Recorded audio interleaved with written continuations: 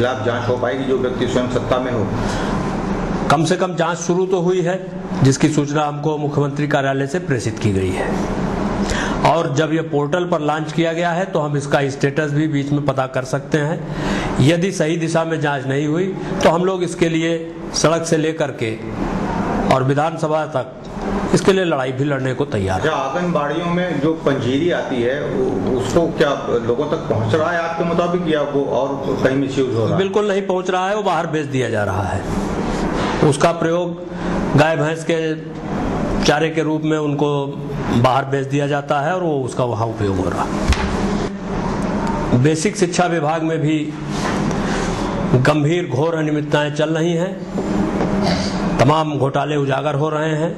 पीछे भी कई समाचार पत्रों में इसका उल्लेख आता रहा है और भी कई लोगों ने ये शिकायतें की और हमारे पास भी जब इसकी बात आई तो आज हमने अपने पत्र के माध्यम से माननीय मुख्यमंत्री जी को मिर्जापुर बेसिक शिक्षा विभाग में चल रहे अनियमितताओं, भ्रष्टाचार की जानकारी दी है। बिंदुवार उनको हमने उल्लेख करते हुए शिकायती पत्र आज प्रेषित किया है और निश्चित ही हम इसकी लड़ाई सड़क से लेकर के विधानसभा तक लड़ने का काम करेंगे। किस टाइप का भ्रष्टाचार आपको दिखता है बेसिक शिक्षा विभाग में? बेसिक शिक्षा विभाग में गत दिनों बड़े पैमाने पर शासकीय सहायता प्राप्त विद्यालयों में प्रधानाध्यापक, सहायक अध्यापक और लिपिक आदि के पद पर बड़े पैमाने पर घूसखोरी करके सुविधा शुल्क ले करके नियुक्तियां की गई।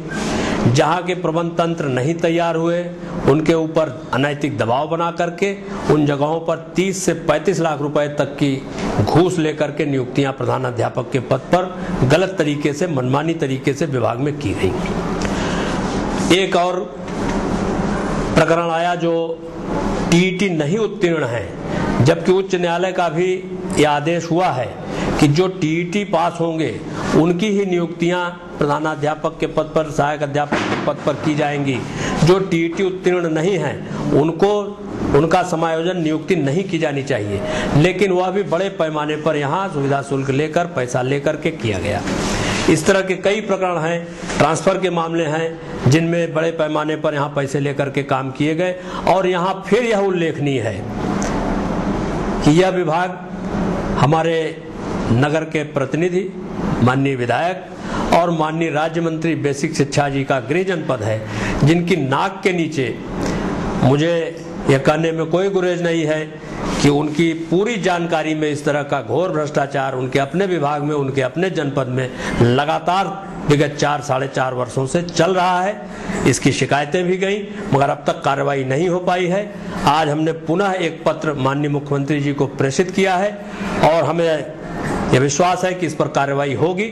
अगर कार्रवाई नहीं होती है तो इसके लिए हम बड़ा जन आंदोलन करने के लिए भी भारतीय जनता पार्टी के लोग तैयार हैं।